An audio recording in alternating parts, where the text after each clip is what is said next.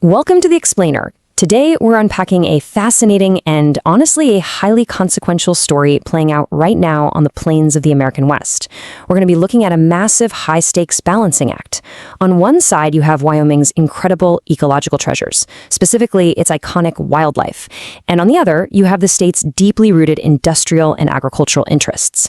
It's a story all about a massive wildlife migration, a lot of bureaucratic maneuvering, and a really heated debate over exactly how public lands should be managed.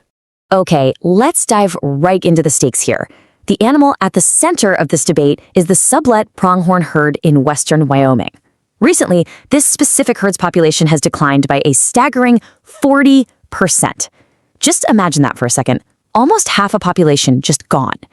That places immense existential pressure on the roughly 5,000 remaining animals that rely heavily on a historic, long-distance migration route just to survive the harsh seasons.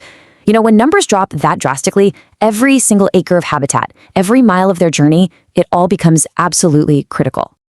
To understand what is happening on the ground, we are going to cover 5 key areas today: the path of the pronghorn, trimming the corridor map, the stock grower's influence, the golden triangle threat, and finally, a stacked working group. Let's start with Section 1, the path of the pronghorn.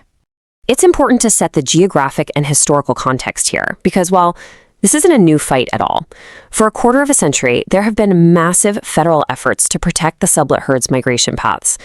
Actually, back in 2008, the Bridger-Teton National Forest successfully amended its forest plan, effectively safeguarding the northern part of the route, which famously earned the nickname the Path of the Pronghorn. However, the southern stretches of this route, totally different story. These cross mostly Bureau of Land Management, or BLM property, right through the energy-rich Red Desert. Because of immense political pressure over the years, we see this stark contrast. While the north is protected, those southern stretches have remained entirely vulnerable and unprotected to this day. Moving right along to Section 2, trimming the corridor map. This brings us to a recent inciting incident involving Wyoming Governor Mark Gordon, and it really brilliantly illustrates the core conflict we're talking about today. So, after a labyrinthine 6-year process, a plan finally made its way to the top. The Wyoming Game and Fish Commission pushed for a full 10-segment protected migration corridor. But Governor Gordon, who, by the way, actually appointed all the sitting commissioners, stepped in and overrode his own appointees.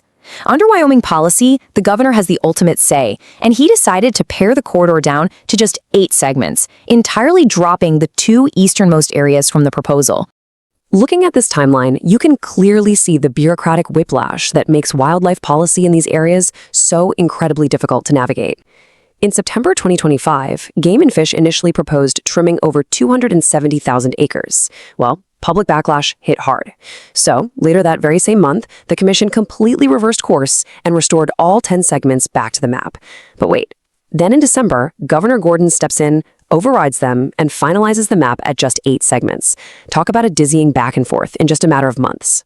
So, Section 3, the stock grower's influence. What competing forces actually drove this final decision to cut those 2 segments? Well, it comes down to 2 very different viewpoints. From the livestock industry's perspective, this was a logical, necessary move. Jim McGanna, the executive vice president of the Wyoming Stock Growers Association, who actually owns a ranch right adjacent to the drop segments, originally pushed the idea of trimming the map. But he argues this wasn't just some favor to agriculture. He states that the department's review found no migration bottlenecks in these areas. So from his viewpoint, the trim was a purely scientific decision, totally justified by the data. Now, on the other side of the fence, conservationists see this entirely differently.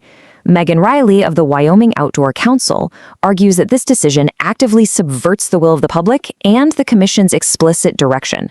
In their view, removing these 2 segments actively harms the migration path and leaves thousands of already vulnerable pronghorn exposed to future development. And it isn't just advocacy groups pushing back here. Even retired state experts are weighing in.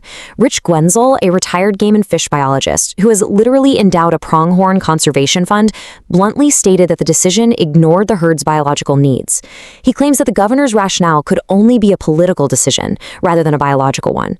And this really matters, right? Because it cuts right to the heart of whether science or politics is going to dictate how these public lands are ultimately managed. Which leads us to Section 4, the Golden Triangle threat.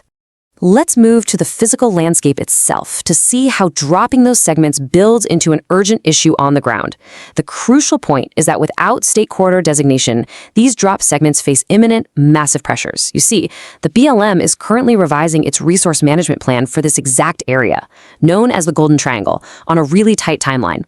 Concurrently, the oil and gas industry has shown significant interest in leasing this ground. And this isn't just empty dirt. The Golden Triangle is a highly valuable, pristine piece of the sagebrush steppe ecosystem. Without corridor protection, this land is left wide open to fast-track drilling and development. Finally, Section 5, a stacked working group? This takes us to the highly controversial process for the 8 segments that actually made the cut. Look at the makeup of the local working group the governor is appointing to review these areas. You can immediately understand why public commenters and conservationists are alarmed.